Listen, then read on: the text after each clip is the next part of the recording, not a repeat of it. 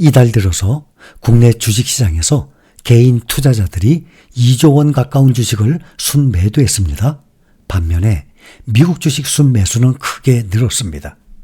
업계에서는 순매도가 급증한 배경에 대해서 금융투자소득세 우려로 국내 반도체 대형주 주가에 대한 기대감이 줄어들고 국내 주식에 대한 투자 열기가 감소한 것으로 보고 있습니다. 국내 주식의 순매도는 늘었지만 미국 주식 순매수는 늘면서 미국 주식 투자가 강세를 나타내고 있습니다. 금투세, 금융투자소득세는 국내 주식, 공모펀드 등으로 연간 5천만 원이 넘는 이익을 거둔 투자자에게 부과하는 세금이에요. 세율은 그 차익의 20에서 25%. 금투세는 당초 2023년 시행될 예정이었는데 2025년 1월로 유예가 됐습니다. 현재 대통령은 올해 초 금투세 폐지를 선언을 했었습니다. 하지만 최근 총선에서 압승한 더불어민주당이 여야 합의대로 내년부터 금투세를 시행해야 한다고 주장하고 있는 상황입니다. 시장에서는 금투세가 도입이 되면 150조 원의 자금이 국내 증시를 떠날 것이라고 예측을 하고 있습니다. 미국 주식에 투자 중인 매도를 하게 되면 현재 다 우리에 해당되죠. 거의 다 250만 원 공제 후 그 금액, 벌은 금액의 22% 세금을 냅니다.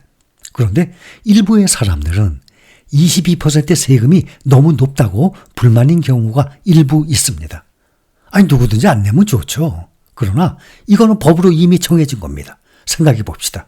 이것은 이미 정해진 법이에요. 이걸 누가 바꿔요?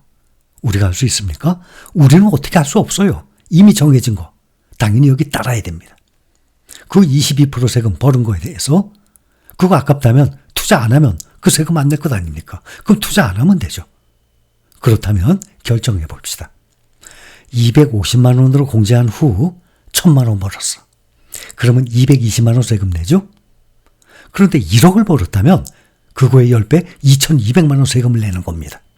자, 그러면 220만 원의 세금 내고 싶습니까? 아니면 2200만 원의 세금을 내고 싶습니까?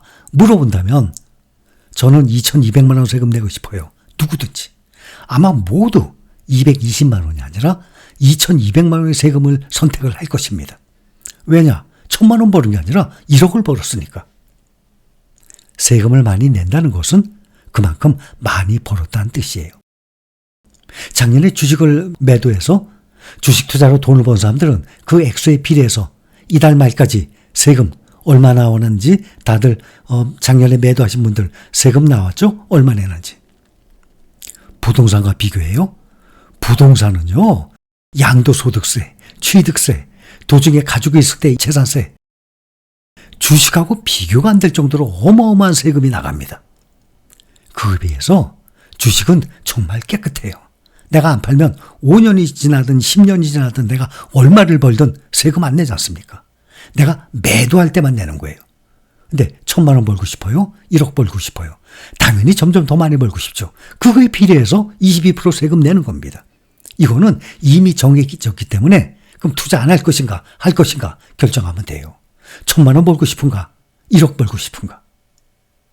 250만 원을 공제 후 22%의 세금을 내더라도 미국 주식에 투자를 하는 것이 국내 종목에 투자를 하는 것보다도 세금 공제 후에도 훨씬 높은 수익률을 올릴 수 있기 때문에 미국 주식에 투자하는 거예요. 미국 주식은 250만 원 공제하고 22% 세금을 낸다고 나 그럼 국내 주식 할래. 계산해 보세요. 수익률 보면 세금을 빼고도 국내 주식의 몇 배의 수익을 올리는 것입니다. 그래서 세계 1등 시장에 투자하는 거예요. 이번에 발표된 인플레이션 둔화 신호에 투자자들이 환호를 했습니다. 미국 노동부가 지난 4월 CPI가 전월보다 0.3% 상승했다고 발표했습니다. 이것은 월스트리트 저널이 집계한 시장 전망치 0.4% 상승을 살짝 밑돌았습니다. 4월 CPI는 전년 동기에 비해서 3.4% 상승했습니다. 전월치 3.5%보다 소폭 둔화했습니다. 변동성이 큰 식음료와 에너지를 제외한 근원 CPI는 전월 대비 0.3% 올랐고 전년 동기 대비로는 3.6% 상승했습니다. 근원 CPI 상승폭 역시 직전월보다 모두 완화됐습니다. 소매 판매도 예상을 깨고 보합세를 기록해서 경기 과열 우려를 진정시켰습니다. 미국 상무부에 따르면 올해 4월 미국의 소매 판매는 계절 조정 기준 전월과 같은 0% 7,050억 달러로 집계됐습니다. 4월 수치는 월스트리트저널이 집계한 전문가 예상치 0.4% 증가를 크게 밑돈 수준입니다. 이렇게 인플레이션 지표가 둔화되고 소매 판매도 정책 국면을 보이면서 미국 연준이 올해 금리 인하를 시작할 것이라는 기대가 차오르고 있습니다. 9월 미 연준의 금리 동결 확률이 24.7%. 그런데 0.25% 인하 확률은 52.7%로 반영됐습니다. 9월에 0.25%를 넘어선 금리 인하 가능성까지 합치면 금리 인하 확률이 75.3%로 많이 높아졌습니다. 그러나 제롬 파월 미 연준 의장은 오늘 네덜란드 암스테르담에서 열린 외국은행연합회 초청 대담에서 현재의 금리를 유지할 가능성이 더 높다라고 밝혔습니다. 닐 카시카리 미국 미네폴리스 연방준비은행 총재는 정책 금리를 좀 더 오래 동결해야 한다라는 입장을 밝혔습니다.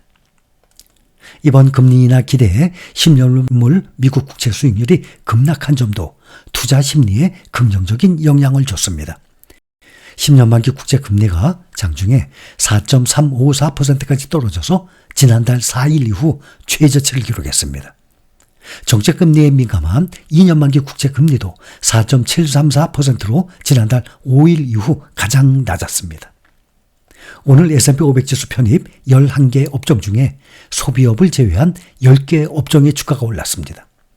이번에 발표된 CPI 수치는 연준이 올해 금리 인하를 시작해야 한다는 주장에 확고히 힘을 싣고 있습니다. 특히 기술주들, 엔비디아를 비롯해서 성장성 있는 많은 기업들이 그 혜택을 받을 것으로 예상이 됩니다. 오늘 매그니피센트 7 주가 대체로 올랐습니다. 2종목만 떨어지고 5종목 올랐습니다. 알파벳, 애플 1%대 올랐고 엔비디아 3%대 올랐습니다. 마이크로소프트도 1%대, 메타 플랫폼은 2%대 올랐습니다. 그런데 아마존과 테슬라는 하락했습니다. 아마존 웹 서비스는 유럽을 위한 클라우드 컴퓨팅 인프라를 구축하기 위해서 2040년까지 독일에 78억 유로를 투자할 계획이라고 밝혔습니다. 성명서에 따르면 새 투자는 매년 독일 지역 기업에서 평균 2,800개의 정규직 일자리를 지원할 것이라고 알려졌습니다. 한편 아마존이 지원하고 있는 엔스로픽은 인스타그램 공동창업자 마이크 크리거를 CPO 개인정보보호 최고 책임자로 임명했다고 전했습니다. 크리거는 회사의 제품 엔지니어링, 관리 및 설계를 감독하고 AI 챗봇 클로드를 대중화하는 데 도움이 될 것이라고 덧붙였습니다. 아마존 오늘 0.58% 하락했습니다. 반도체 관련 인공지능 서버 종목들이 상승세가 두드러졌습니다. 오는 22일 실적 발표를 앞둔 엔비디아가 반도체 상승 흐름을 주도했습니다.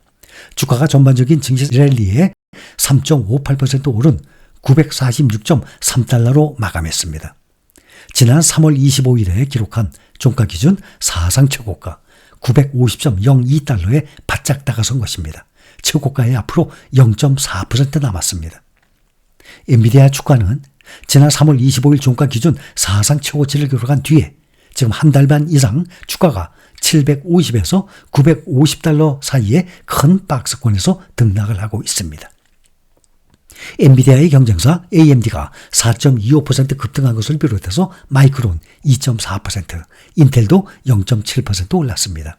다만 영국의 반도체 설계업체 ARM 홀딩스 2.55% 하락했습니다. AI 서버 업체들의 주가도 큰 폭으로 올랐습니다. 모건 스탠리가 AI 서버 낙관 전망을 토대로 PC 업체 델 목표 주가를 128달러에서 152달러로 상향 조정한 데 힘입어서 델의 주가 11.21% 급등했습니다.